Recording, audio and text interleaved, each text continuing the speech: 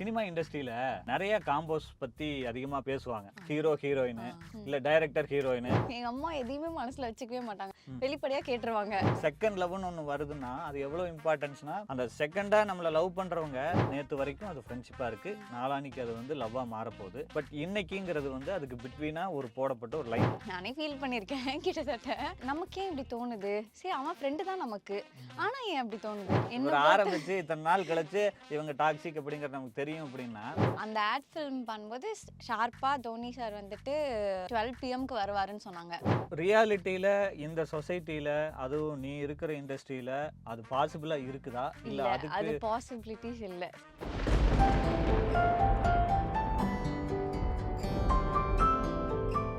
வணக்கம். நீங்க பார்த்துட்டு இருக்கிறது இல்ல பார்க்காம கேட்டுட்டு இருக்கிறது ஃபைனலி பாட்காஸ்ட். இப்போ என்னன்னா, மனிதர்களின் கண்களுக்கு வந்து அழகுங்கிறது தேவைப்பட்டுக்கிட்டே இருக்குது டெய்லியுமே. ஸோ அந்த அழகு ரெகுலராக பார்த்துட்டே இருக்கும்போது ஒரு கட்டத்தில் நமக்கு சேச்சுரேட் ஆகலாம். பட் அந்த அழகு கூட திறமை அப்படின்னு சொல்லிட்டு இன்னொன்று ஆட் ஆகும்போது நம்ம சலிக்காமல் திரும்ப திரும்ப பார்த்து ரசிக்கக்கூடிய வகையில் ஒரு நபர் உருவாகிறாங்க. அப்படி அழகும் திறமையும் சேர்ந்து உருவான ஒரு நபர், உருவாயிட்டு இருக்கிற ஒரு நபர் ஸ்மேகா மணிமேகலை. அவங்கள தான் சீஃப் கெஸ்ட்டாக கூப்பிட்டு வந்து உட்கார வச்சுக்கிறோம். வணக்கம். ரொம்ப ரொம்ப நன்றி. ரொம்ப கை பியூட்டிஃபுல்லான கொடுத்துக்குவோம். நல்லா இருக்கேடா? நல்லா இருக்கேன். நீங்க எப்படி இருக்கீங்க? நல்லா இருக்கேன், நல்லா இருக்கேன். Super super. இப்போ இது பாட்காஸ்ட்டு ஜாலியாக நம்ம பாட்டு கேஷுவலாக பேசுவோம். ஓகே. அதுக்கு முன்னாடி கரண்ட்டில் என்ன ப்ராஜெக்ட் போயிட்டுருக்கு, இதுக்கு முன்னாடி அப்பா ஃபுல்ஃபில்லாக நம்ம இந்த விஷயங்கள்லாம் பண்ணியிருக்கிறோம் அப்படிங்கிற ஒரு ப்ராஜெக்ட்ஸ் இருக்கும்ல, அந்த ப்ராஜெக்ட்டும் சொல்லுங்கள். கரண்ட்டில் என்ன ப்ராஜெக்ட் பண்ணிட்டுருக்கீங்கிறது சொல்லுங்கள். கனா வந்துட்டு ரொம்ப ஃபுல்ஃபில்டான ஒரு ப்ராஜெக்ட் என்னோட லைஃப்லேயே. லைக் உங்களுக்கு தெரியும் தெரியாதுன்னு இல்லை. கனா முடிஞ்சது ஒரு சில ப்ராஜெக்ட்ஸோ இல்லை ஒரு சில விஷயமோ வந்துட்டு அது முடிஞ்சிட்டா தான் நமக்கு அதனோட அருமை தெரியும், அது இல்லைன்னா தான் அருமை தெரியும். கண்டிப்பாக. அந்த மாதிரி கனா வந்துட்டு எல்லாத்துக்குமே சொல்லப்போனால் அந்த மாதிரி எனக்கு கனா வந்துட்டு ரொம்ப ஒரு மெமரபிளான ப்ராஜெக்ட்டு. அண்ட் இப்போது போயிட்டுருக்கிறதுனா ஒரு 4 படம் போயிட்டுருக்கு. ப்ளஸ் சைட் பை சைட் அப்படியே ஆல்பம் சாங்ஸ் போயிட்டுருக்கு. Album song, short film and YouTube series அப்படி போயிட்டுருக்கு. மாடலிங்கும் நீங்கள் சைமல்டேனியஸாக போயிட்டுருக்கு. மாடலிங் அண்ட் ஆட் ஃபிலிம்ஸும் போயிட்டுருக்கு. அதெல்லாமே பண்ணுறது தான் அந்த வெப் சீரிஸ் எல்லாம். இந்த லவ் மீ அகைன் ஆகட்டும், காதல் என்னக்கா, இது எல்லாமே. So super super super. Anyway upcoming projects எல்லாத்துக்குமே வாழ்த்துக்கள். ரொம்ப தேங்க்ஸ். சரி, ஓகேடா, நம்ம வந்து குதிப்போமா? சரி, இப்போ பார்த்துட்டிங்கன்னா இவங்ககிட்ட கேட்குற கேள்விகள் எல்லாத்தையும் நான் வந்து லிஸ்ட் டவுன் பண்ணிட்டேன் ஒரு ஸ்லேட்டில். ஏன்னா அதுதான் நமக்கு ஈஸியாக இருக்கும். இதுதான் இவங்ககிட்ட கேட்க போகிற கேள்விகள். குயிக்காக தான் இருக்கும். உங்களால் படிக்க முடியுமான்னு தெரில, ஃப்ரீஸ் பண்ணி வேணால் பார்த்துக்குங்க. நீட்டாக தான் இருக்கு. இதில் இருக்கிறதான் கேட்க போகிறேன். ஸோ ஃபஸ்ட்டு பாயிண்ட் என்ன அப்படின்னா, சினிமா இண்டஸ்ட்ரியில் நிறைய காம்போஸ் பற்றி அதிகமாக பேசுவாங்க. ஹீரோ ஹீரோயின் இல்லை டைரக்டர் ஆர்டிஸ்ட்டு இல்லை டைரக்டர் ஹீரோயின் அந்த மாதிரிலாம் பேசுவாங்க. இப்போது நான் அதில் இன்ட்ரெஸ்டிங்கான ஒரு காம்போவாக யாரை பார்க்குறேன்னா, ஹீரோயினும் அவங்க அம்மாவும். இவ்வளோ எக்ஸ்போசராக ஒரு இடத்துக்கு வந்துட்டு நம்மளை வெளியில் காட்டிக்கிறோம். ஸோ அதை அந்த அளவுக்கு இன்டர்னலாக நமக்குன்னு ஒரு எமோஷ்னலான ஒரு ஸ்பேஸும் இருக்கும். அந்த இடத்துல நமக்கு ரொம்ப சப்போர்ட்டிவாக இருக்கிறது நம்ம நம்பக்கூடிய ஒரு ஜீவன். அந்த ஜீவனாக ஒரு அம்மாவே கம்பெனியனாக இருக்கும்போது ரொம்ப நல்லாயிருக்கும். உங்களுக்கு இடையில் இருக்கிற அந்த கம்பெனியன்ஷிப் எப்படி, எந்த அளவுக்கு அவங்களோட சப்போர்ட் உங்களுக்கு முக்கியத்துவமாக இருக்குது? என்னோட லைஃப்பில் அம்மா தான் மேஜர். அதனால தான் ஸ்மேகா மணிமேகலை அம்மா பேர் மட்டும்தான் என் லைஃப்பில் இருக்கணும் அப்படின்னு சொல்லிட்டு. அம்மா லிட்ரலி அவங்க இல்லைன்னா நான் இந்த ஸ்பேஸில் இல்லை. கண்டிப்பாக. நான் இந்த வயசில் இவ்வளோ ஏர்லி ஸ்டேஜில் வந்துட்டு இவ்வளோ இண்டிபெண்ட்டாக யாரையுமே டிபெண்ட் பண்ணி இல்லாமல் என்னோடய ஒர்க்கை நான் கான்சன்ட்ரேட் பண்ணி இந்த ஏஜில் நான் ஏர்ன் பண்ணிகிட்ருக்கேன்னா அதுக்கு எங்கள் அம்மா தான் காரணம். என் மேலே அவங்க வச்சுருக்க முழு நம்பிக்கை, ஒரு அன்பு. லிட்ரலி நான் சாப்பிட்லன்னா சாப்பிடுன்னு சொல்லி ஊட்டி விடுவாங்க டெய்லி. இப்போ வரைக்கும் எனக்கு இவ்வளோ வளர்ந்துருக்கேன், ஆனால் இப்போ வரைக்கும் எனக்கு காலையில் கூட ஊட்டி விட்டு சாப்பிட வைப்பாங்க. ஸோ அந்த மாதிரி ஒரு ஃப்ரெண்ட்ஷிப் பாண்ட் எனக்கும் எங்கள் அம்மாக்கும். கண்டிப்பாக. அம்மா கிட்ட டீலிங்கெல்லாம் எப்படிதான் இருக்கும்? ஜாலியாக வாடா போடா அந்த மாதிரி மீட்டரில் தான் இருக்குமா, இல்லை ரொம்ப ரெஸ்பெக்டட் வாங்க போங்க மீட்டரில் இருக்கும்? ஒரு ரெஸ்பெக்ட் இருக்கும். அப்பப்போ கொஞ்சம் சண்டை, கொஞ்சம் சைல்டிஷா அழகா. சண்டைன்னா இப்போ உங்களுக்கு ஒரு கோவம் வந்துடுது அம்மா மேலே. இப்போ வந்து சண்டை கட்டுறதுனா டமால் டுமில் பேசிக்குவீங்களா இல்லை பேசாமல் விட்டுருவீங்களா? எப்படி அதை பேசிடுவோம். எங்கள் அம்மா எதையுமே மனசில் வச்சுக்கவே மாட்டாங்க. எங்கள் அம்மாவுக்கு ஏதாவது தோணிடுச்சு இல்லை ஏதாவது டவுட் வந்துருச்சுன்னா வெளிப்படையாக கேட்டுருவாங்க. அதை கிளாரிஃபை பண்ணி ரெக்டிஃபை பண்ணி அதுக்கப்புறம் வந்து பேச மாட்டாங்க, டேரெக்டாக கேட்டுருவாங்க. அதனால நானுமே எதுனாலும் டேரெக்டாக சொல்லிடுவேன். இந்த சைலண்ட் ஃபைட்ஸே இருக்கவே இருக்காது. டியூரேஷன் கம்மி தான், முடிஞ்சிடும். சண்டை போட்டு அடுத்து வந்து சாரி அப்படின்னு தான் சரியாயிடும். Right right. யார் ஃபர்ஸ்ட்டு இந்த பாண்டிங்கில் ஃபர்ஸ்ட் அப்பாலஜைஸ் பண்ணுறதோ இல்லை அதை கன்வின்ஸ் பண்ணிட்டு சரி ஓகே வா பேசுவான் அப்படின்னு எங்க சொல்லி? அம்மா தான். அம்மா தான். நைஸ், பரவாயில்ல. அப்போ ட்ரெயின் பண்ணி வச்சிருக்கேன் நீ. Very good, nice. இப்போ ஒரு ஒரு அந்த வெப் சீரிஸ் ஒன்றில் வந்து காதலனும் நிற்காலன்னு நினைக்கிறேன், அந்த பையன் ஹீரோவாக நடிச்சிருக்காரு. அவர் உங்ககிட்ட ஒரு டைலாக் சொல்லுவார். ஃபர்ஸ்ட் லவ் ஒன்று பிரேக் ஆயிருது, அது அதில் பெயினாக ரொம்ப இதாக இருக்கும். அது டோட்டலாக லவ் மேல் இருக்கிற லவ்வே போயிடும் அது. ஆமா. ஸோ அது போனதுக்கப்புறம் செகண்ட் லவ்னு ஒன்று வருதுன்னா அது எவ்வளோ இம்பார்ட்டன்ஸ்னா, அந்த செகண்டாக நம்மளை லவ் பண்ணுறவங்க அந்த ஃபீலிங்ஸை திரும்பவும் கொடுக்குறாங்கல்ல, ஆல்ரெடி இறந்து புதைத்த ஆமா. ஒரு காதல் உணர்வுகளை மறுபடியும் தூண்டி விட்டு நம்ம கொடுக்குறாங்கன்னா அது பெரிய மேஜிக் தான் கண்டிப்பா. இல்லை செகண்ட் லவ் அப்படிங்கிறது. உனக்கு எப்படி இந்த லவ்ங்கிற மேட்ரு வந்து மேஜிக்கா இல்லை ட்ராஜிக்கா, எப்படி அது? என்னை பொறுத்த வரைக்கும் லவ் இஸ் மேஜிக். ம்ஹும். ட்ராஜிக்னு சொல்ல முடியாது. லவ்னா என்ன? அன்பு. அது எப்படி ட்ராஜிக்கா இருக்க முடியும்? ம், ம், ம், லைஃப்ல ஒரு மனுஷனுக்கு முழுமையா தேவைப்படக்கூடிய ஒரு விஷயம் அன்பு, ம், லவ். ம், ம், ம். ஸோ அது காதலோ இல்லை அன்போ எந்த ரிலேஷன்ஷிப்ல கிடைக்குதோ அதனால அது மேஜிக் தான்.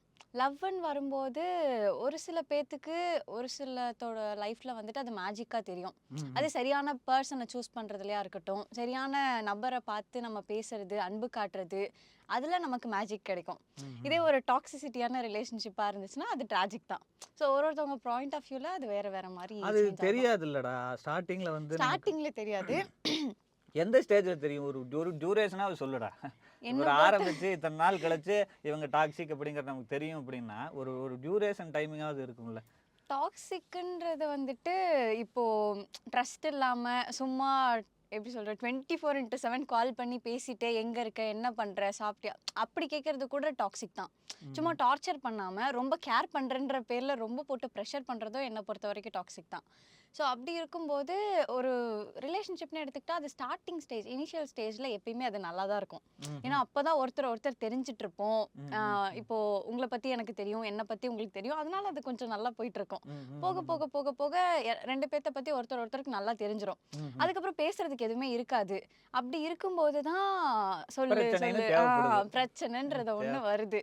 அது வரும்போது இன்னும் கொஞ்சம் இன்ட்ரெஸ்டிங்கா இருக்கும்னு சொல்லிட்டு இன்னும் நல்லா சண்டை போடுறது, சண்டை போட்டு ரிலேஷன்ஷிப் பிரேக் ஆகுறது. அங்க டாக்ஸிசிட்டி ஃபீல் ஆகும்.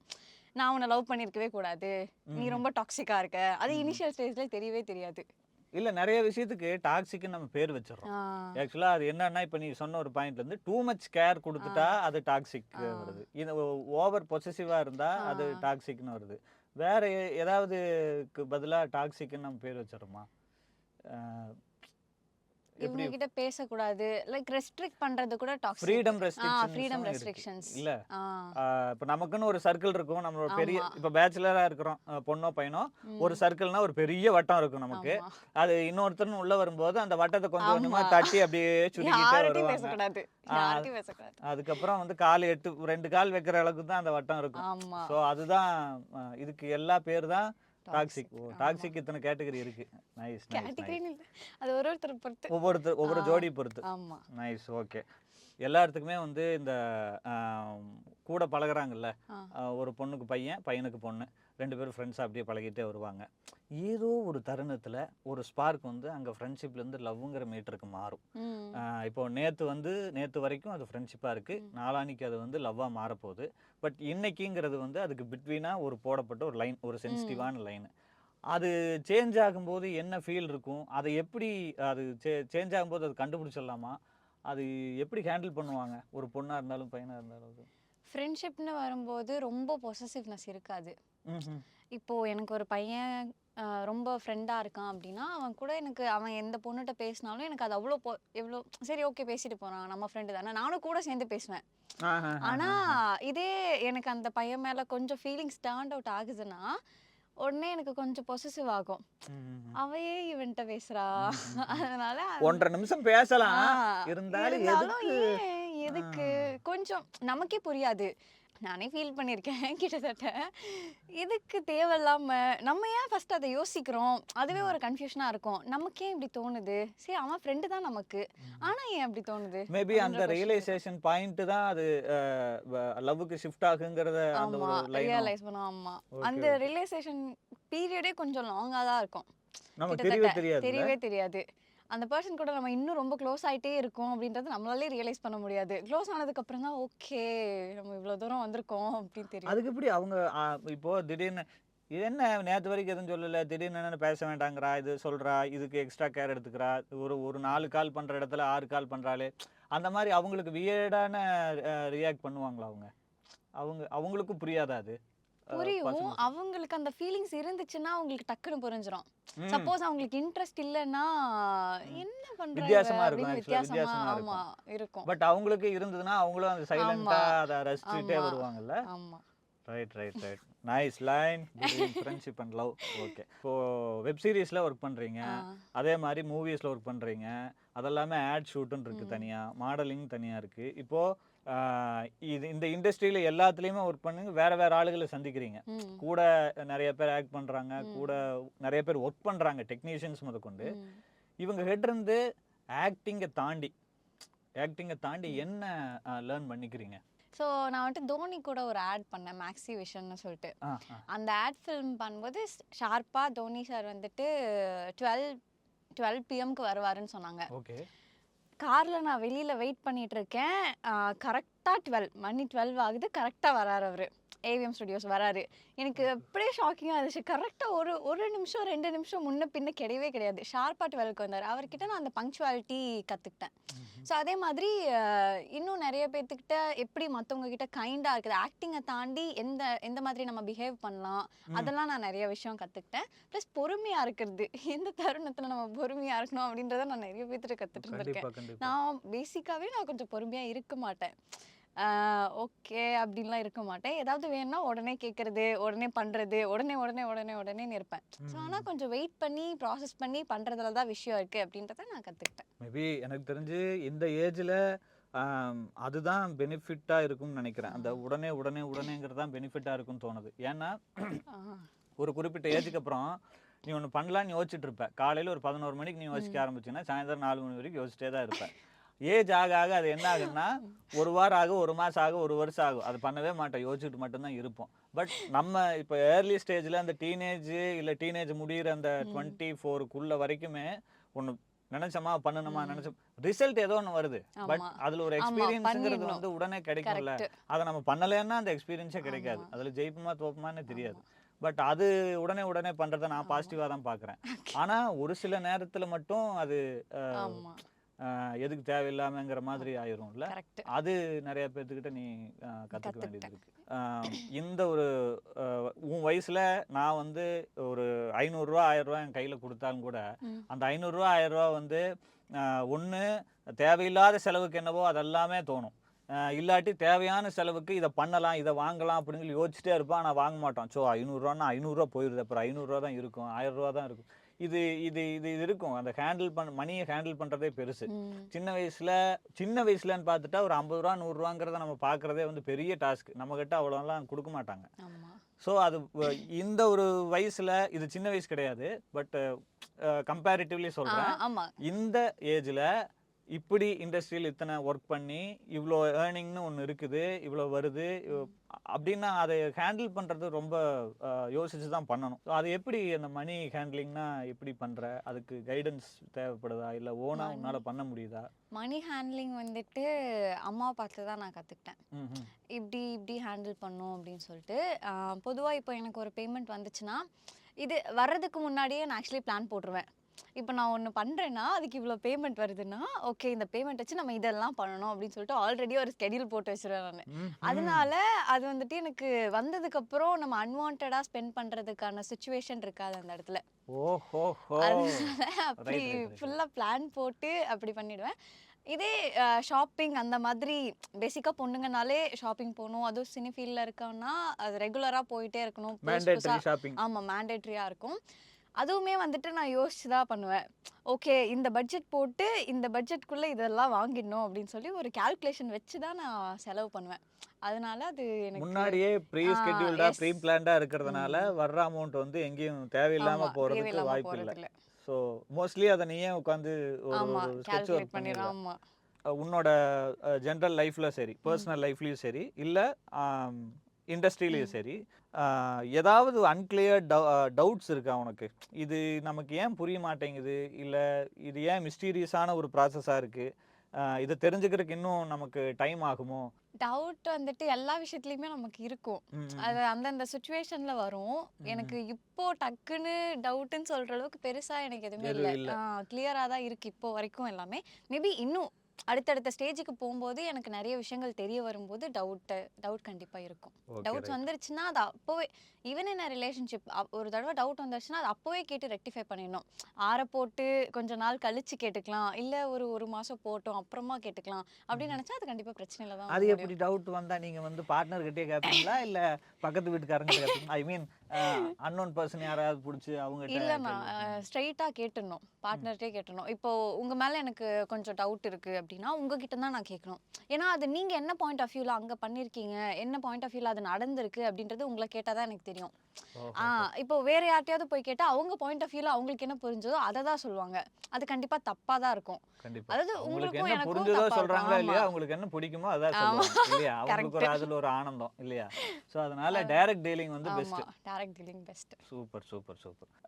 இப்போ எவ்வளோ அழகா இருக்கட்டும், ஒருத்தவங்க வந்து பையனோ பொண்ணோ எவ்வளோ அழகா வேணா இருக்கட்டும், அவங்க ஒரு கேமரா முன்னாடி குய் குய் அப்படின்னு ஏதாவது மூஞ்சி வச்சுட்டு இருந்தாங்கன்னா அவங்க அசிங்கம் தான் இல்ல. ஆமா ஒரு மாதிரி சோகமா ஒரு மாதிரி மூஞ்சி வச்சுட்டு இருந்தாலும் அவங்க அசிங்கம் தான். ஆமா அப்போ எவ்வளோ அழகா இருந்தாலும் இன்டர்னலா நம்மளை எவ்வளோ நாம அழகு அப்படிங்கறது நம்ம உணர்ந்தோம்னா தான் அதை வெளியிலேயே காமிக்க முடியும். ம். ஸோ அது வந்து ஒவ்வொரு ஆர்டிஸ்ட்டுக்குமே ரொம்ப தேவையான ஒரு விஷயம்.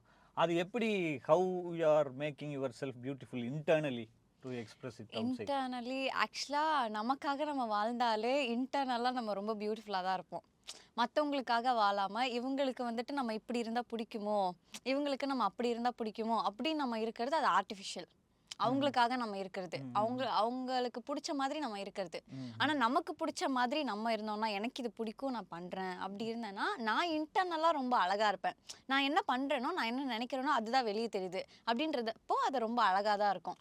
ஸ்பிளிட் பர்சனாலிட்டியே வாழ வேண்டிய அவசியம் இல்லை. எஸ் ரியலிஸ்டிக்கா இருக்கலாம். நமக்கு உள்ள நம்ம எப்படி இருக்குமோ அந்த மாதிரியே வெளியே இருக்கலாம். பட் ரியாலிட்டியில இந்த சொசைட்டில, அதுவும் நீ இருக்கிற இண்டஸ்ட்ரியில அது பாசிபிளா இருக்குதா, இல்ல இல்ல அதுக்கு? அது பாசிபிலிட்டிஸ் இல்ல. சினி ஃபீல்டுன்னு வந்துட்டாலே அது கண்டிப்பா பாசிபிலிட்டிஸ் இல்ல. ஏன்னா நம்ம ஸ்க்ரீன்லயே நம்ம நடிக்க தான் செய்றோம். நம்ம ஸ்க்ரீன்ல நம்ம நடிக்கும்போது தான் மக்களுக்கு நம்மள பிடிக்குது. நம்ம ரியல் லைஃப்ல நம்ம எப்படி இருப்போன்றத பார்த்து அவங்களுக்கு நம்மள பிடிக்கல. ஸ்க்ரீன்ல நம்ம எப்படி தெரியுறோமோ அப்படிதான் பிடிக்குதுன்றப்போ நம்ம கொஞ்சம் நடிச்சு தான் வாழ்ந்தாகணும். வேற வழி இல்ல.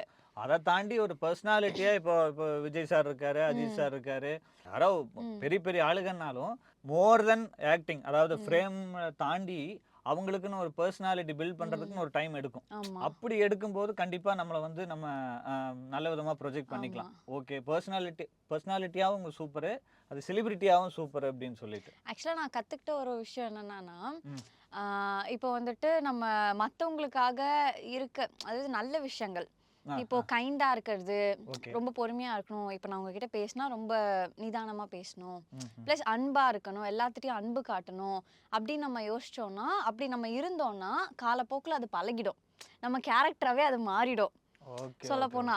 ஸோ அப்படின்றப்போ அதுவுமே கிட்டத்தட்ட ஒரு இன்டர்னல் டெவலப்மெண்ட் தான். நம்ம மற்றவங்களுக்காக இருக்க ஆரம்பிச்சாலுமே அது காலப்போக்கில் நம்ம அந்த மாதிரியே இருந்துருவோம்.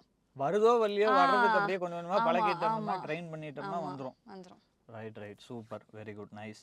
உன் ஏஜில் அடுத்து இது பண்ண போகிறேன், அடுத்த வருஷம் இது நடக்க போகுது, அது இது நல்லா நம்ம யோசிச்சுட்டு இருப்போம்ல. எனக்கு அந்த வயசுல எல்லாம் வந்து எப்படின்னா, இந்த 2012 உலகம் அழிய போகுதுன்னு அப்போ சொன்னாங்க. அதுக்கு நான் வந்து இப்போ 2011 வந்து என்ன படிச்சுட்டு இருக்கிறேன்னு சொல்ல வேண்டியதில்லை, இருந்தாலும் நான் வந்து ஒன்று படிச்சுட்டு இருக்கிறேன். இப்போ எனக்கு அந்த அதை உலகம் அழிஞ்சிடாதா, எல்லாம் முடிஞ்சிடாதா, இது எதுக்கு லைஃபு, அடுத்து என்ன, ஏன்னா எங்களுக்கெல்லாம் அது ஏதாவது பெருசாக நடந்துடணும், ஏதாவது ஆயிடணும் அந்த மாதிரி தோணும். இல்லாட்டி அதை தாண்டி என்னன்னா என்ன பண்ண போறோம், இப்படி பண்ண போறோமா, அப்படி ஆப்ஷன்ஸே இருக்காது, என்னன்னு யோசிக்க தோணாது, விஷனே இருக்காது. பட் உன்னோட ஏஜ்ல அது எப்படி அந்த கிளியர் விஷனோட அடுத்தடுத்து இதுன்னு அந்த ஸ்கெட்யூல்டா போறியா, இல்ல ஒரு ஃப்ளோல போலாம், அடுத்தடுத்து என்ன நடக்குதுன்னு பார்ப்போமே அப்படின்னு போறியா? எது உனக்கு ஒர்க் அவுட் ஆகுது? எனக்கு எல்லாத்த மாதிரியும் தான். நான் வந்துட்டு ஃபர்ஸ்ட் ஸ்டாண்டர்ட் படிக்கும்போது டாக்டர் ஆகணும்னு நினைச்சேன். சூப்பர். அதுக்கடுத்து ஃபர்ஸ்ட் ஸ்டாண்டர்ட் படிக்கும்போது டாக்டர் ஆகணும்னு நினைச்சேன். ஏன்னா எனக்கு அந்த ஒயிட் கோட் போட்டுக்க பிடிக்கும், அதனால அப்படி நினைச்சேன். அதுக்கப்புறம் ஒரு 5th 6th வரும்போது கவர்மெண்ட் ஜாப் போகணும் அப்படின்னு நினைச்சேன். ஏ ஏ புரியலையே. ஏதோ கவர்மெண்ட் ஜாப் வினோதமான எங்க அம்மாக்கு நான் ஐஏஎஸ் ஆஃபீஸர் ஆக்கி பார்க்கணும், சாரி. எஜுகேஷன் ஃபீல்ட்ல வந்துட்டு ஷைன் ஆகணும் அப்படி சொல்லிட்டு ரொம்ப ஆசை. ம். நான் வந்துட்டு ஓகே நம்ம படிக்கணும் நல்லா அப்படின்னு சொல்லி படிச்சா முதல்ல நல்லா. அதுக்கு எஜுகேஷன்ல சைன் ஆமா, ஆகணும். எஜுகேஷன் சைட்ல இருந்தேன். படிக்கணும்னு சொல்லிட்டு நல்லா நல்லா படிப்பேன். படிக்கணும் ஒன்று நான் நினச்சிட்டேன்னா அதை பண்ணணும்னு நினச்சேன்னா அதை ஃபுல்ஃபில்டாக பண்ணிடுவேன். ஆஹா. அது என்னோட சைடில் இருக்க ஒரு பாசிட்டிவ் சைடு. ம். அதனால படிக்கணும் படிக்கணும் படிக்கணும்னு சொல்லிட்டு அந்த தாட் ப்ராசஸில் இருந்தேன். நான் வந்துட்டு சினிமா ஃபீல்டு வந்துட்டு லைக் நான் போய் எதுக்குமே ட்ரை பண்ணல இப்போ வரைக்குமே. நம்ம ஸ்க்ரீனில் தெரியணும் அப்படின்னு நான் நினைக்கவே இல்லை. ஸோ அப்படி இருந்த ஸ்டேஜ் தான் அந்த ஸ்டேஜ். அதுக்கப்புறம் ஒரு மாடலிங் பண்ணிட்டு இருந்த டைம் சொல்றீங்களா? அதுக்கு முன்னாடி அதுக்கும் முன்னாடி அதுக்கும் முன்னாடி ஐஏஎஸ் ஆஃபீஸர் ஆகணும். அந்த ஃபிஃப்த்ல இருந்து ஒரு பீரியட் ஆஃப் டைம்ல கொஞ்சம் தெளிவு கிடைக்கும் இல்லையா, ஆமா, ஆமா, அந்த ஸ்டேஜ்ல வந்துட்டு நல்லா படிக்கணும் 5வதுலயே அப்படி. உனக்கெல்லாம் தெளிவு கிடைச்சிருக்கு பாரு, ஒரு சாமர்த்தியம். சரி, ஓகே. அப்படி. அதுக்கப்புறமா ஒரு 9th 10th அந்த ஸ்டேஜ் வரும்போது தான் ஸ்க்ரீன்ல பார்க்கும்போது சரி ஓகே நம்ம ஸ்க்ரீன்ல வந்தா எப்படி இருக்கும் அப்படின்னு ஒரு விஷயம். எல்லாத்துக்குமே ஒரு ஒரு ஸ்டேஜ்ல ஒன்னொன்னு தோணும் இல்லையா, கண்டிப்பா தோணும். அந்த மாதிரி எனக்கு அது நம்மள அப்போ என்ன வந்த விஷயம் influence தான். பண்ணுதோ அதை ஆமா, பொறுத்து எஸ், கண்டிப்பா. கரெக்ட். ஸோ அந்த ஸ்டேஜ்ல எனக்கு வந்துட்டு ஒரு விஷயம்னா நம்ம சினிமால ஒரு ஆர்டிஸ்டா இருக்கணும் அப்படின்னு சொல்லி ஆசை வந்துச்சு. அதுக்கப்புறமா தான் கொஞ்சம் கொஞ்சமா ட்ரை பண்ணி இப்போ ஒரு ஸ்டேஜ்ல போயிட்டு இருக்கு. இப்போ இருக்க விஷன் என்னன்னா லைக் என்னோட லைஃப் டைம் விஷன் என்னன்னா எனக்கு வந்து நல்லா சம்பாதிக்கணும், நிறைய சம்பாதிக்கணும், நிறைய ஏர்ன் பண்ணணும், நிறைய பேத்துக்கு ஹெல்ப் பண்ணணும். ம், ம், ம். ஒரு ஆஃப்னேஜ் வைக்கணும்னு சொல்லிட்டு தான் என்னோட பெரிய விஷன். ஓல்ட் ஏஜ் ஆஃப்னேஜ் வைக்கணும் Okay, okay, அப்படின்னு okay, சொல்லிட்டு okay. One and only vision. Shine ஆகணும் அதெல்லாம் என்னோட பர்சனல் இது. பட் என்னோட சோல் சாட்டிஸ்ஃபேக்ஷனுக்கு நான் வச்சிருக்க விஷன் அது. Okay, right. இப்போ இவ்வளோ சொல்றீங்களே, இவ்வளோ விஷயத்துல பார்த்துட்டு வர்றீங்க. இத்தனை விஷயங்களையும் பார்த்துட்டு வர்றது இந்த வயசுல வந்து ப்ரெஷரா இருக்கா, ப்ளஷரா இருக்கா? ஏன்னா Pleasure. இந்த இடத்துல எப்படி அதை எனக்கு ப்ளஷராக தான் இருக்கு. லைக் நான் எஜுகேஷன் ஃபீல்டு வந்துட்டு எங்கள் அம்மாக்காக சூஸ் பண்ணும்போது எனக்கு கொஞ்சம் அது ப்ரெஷராக தான் இருந்துச்சு. லேட்டராக எங்கள் அம்மா அதை புரிஞ்சுக்கிட்டு ஓகே உனக்கு என்ன வருதோ நீ பண்ணு அப்படின்னு சொல்லி என்னோட போக்கில் என்னை விடும்போது நான் எனக்கு பிடிச்சதை பண்ணிட்டு இருக்கேன் டே டு டே லைஃப்பில். நான் நாள் ஃபுல்லாக ஒர்க்கில் இருந்தாலுமே எனக்கு அது ப்ளஷராக தான் இருக்கும். இப்போது ஆக்சுவலாக இந்த ஒரு 1 வீக்காக எனக்கு ஹெக்டிக்காக தான் போகுது. எனக்கு நல்லா தூங்கணும், நல்லா சாப்பிடணும், ரெஸ்ட் எடுக்கணும் அப்படின்னு ஆசை. பட் ஆனால் ஒர்க் இருக்குது. ஆனால் அந்த ஒர்க் பண்ணும்போது எனக்கு ப்ளஷர் தான் கொடுக்குது. ஓகே நம்ம டயர்டாக இருக்கும், நம்ம ரெஸ்ட்லெஸ்ஸாக இருக்கும் அப்படின்னு எனக்கு ப்ரெஷராக இல்லை. அது ஓகே, நமக்கு பிடிச்ச வேலையை செய்யும்போது அது அது கண்டிப்பா ஏதோ ஒரு எனக்கு விதத்துல நமக்கு ஒரு எனர்ஜி pleasure. கிடைச்சிருது ஆமா, yes. இல்ல? ஆமா. வெரி குட், நைஸ்டா. பர்சனல் லைஃப்லயோ ப்ரொஃபஷனல் லைஃப்லயோ ஒரு சில விஷயங்கள் நம்மளை வந்து எக்ஸைட் பண்ணிகிட்டே இருக்கும். ஸோ அப்படி வந்து என்னென்ன விஷயங்கள் வந்து ப்ரொஃபஷனலாகவும் எக்ஸைட் பண்ணிகிட்டே இருக்கு, பர்சனலாகவும் எக்ஸைட் பண்ணிகிட்டே இருக்கு? Busy days. பிஸி டேஸே எக்ஸைட்டட் திங்ஸ் தான். ஆமா. ஓகே. ஆக்சுவலாக என்ன கேட்டா எனக்கு வந்துட்டு டெய்லியுமே பிஸியா இருக்க பிடிக்கும். சும்மாவே இருக்கக்கூடாது. டெய்லியும் ஏதாவது பண்ணிட்டே இருக்கணும். டெய்லியும் நம்மளை பிஸியாக வச்சுக்கணும், டெய்லி எதனாவது பண்ணிட்டே இருக்கணும். ஒன்றுமே இல்லைனாலும் நம்மளே ஏதாவது கிரியேட் பண்ணிட்டே இருக்கணும். Plus unexpected things. இப்போ நம்ம வந்துட்டு ஒரு ஆடிஷன் போகிறதா இருக்கட்டும், சரி. நம்ம ஆடிஷன் இப்போ ஒரு படத்துக்கு எனக்கு ஆடிஷன் வருது. அந்த படத்துக்கு நான் ரொம்ப ப்ரிப்பேர்டாக ஓகே இந்த ஆடிஷன் நமக்கு கிடைச்சே ஆகணும் அப்படின்னு சொல்லிட்டு ஒரு மைண்ட் செட்டோட போவோம்.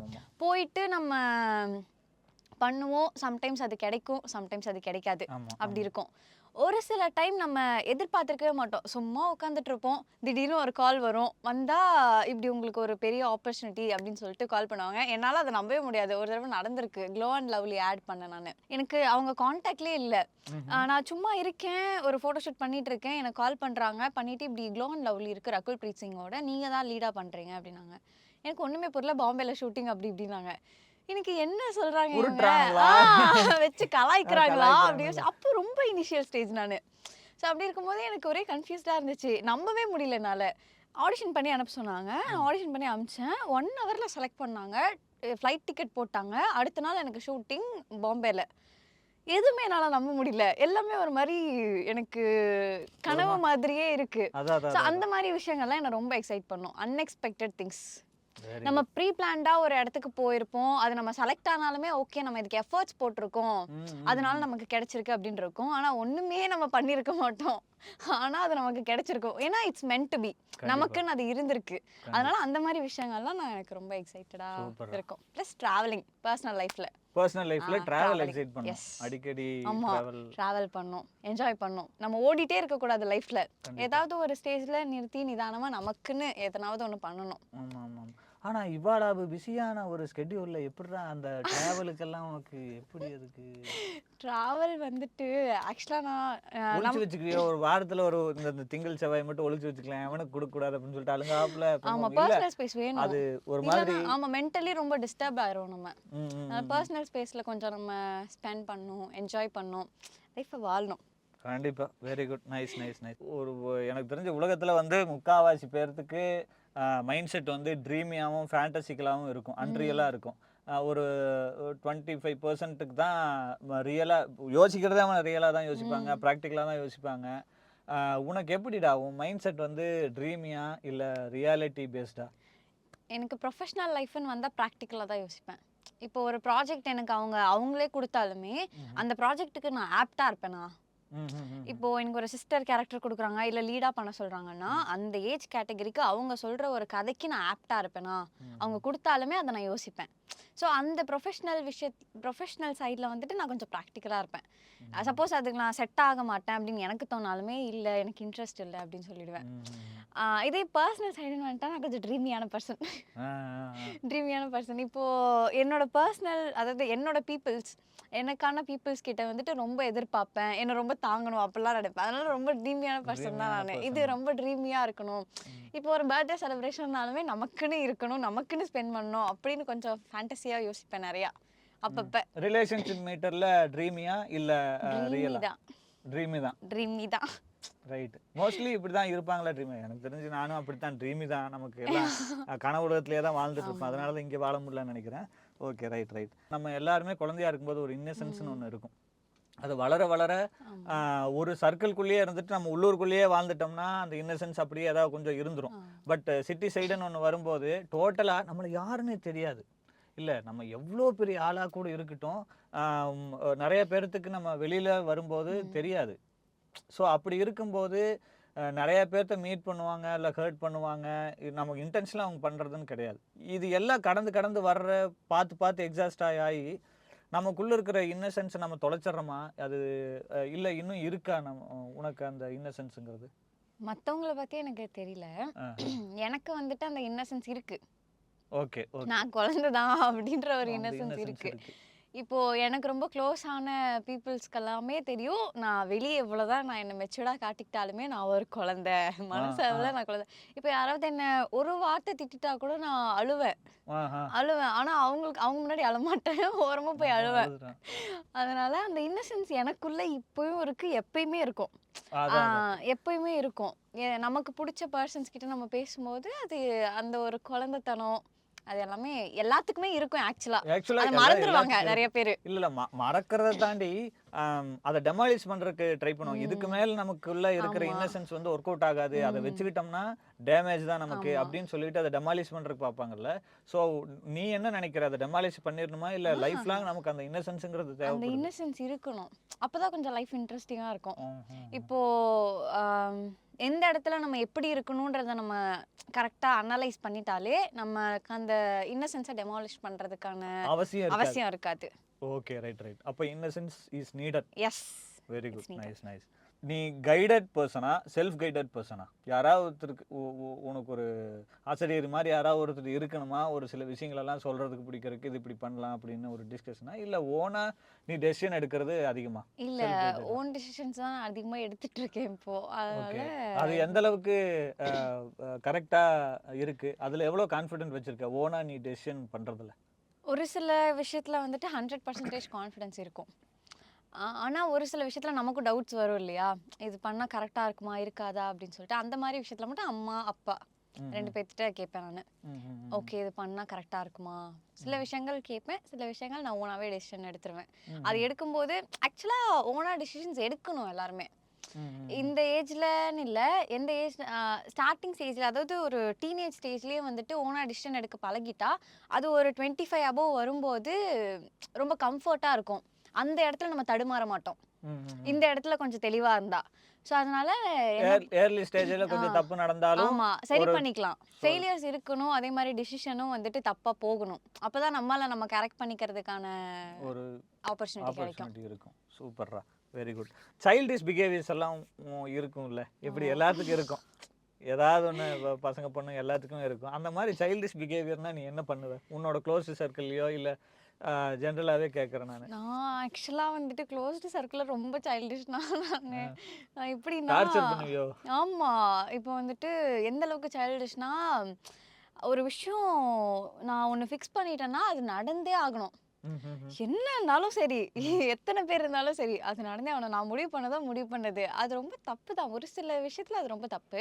மத்தவங்களோட ஒப்பீனியன் நம்ம கேட்கணும். ஆனா ஒரு சில விஷயத்துல அது க்ளோஸ்டு சர்க்கிள்ல அந்த ஒரு இதாவது வேணும்ல. ஆமா அது ஒண்ணு. அப்புறம் ரொம்ப அன்பு எதிர்பார்ப்பேன்.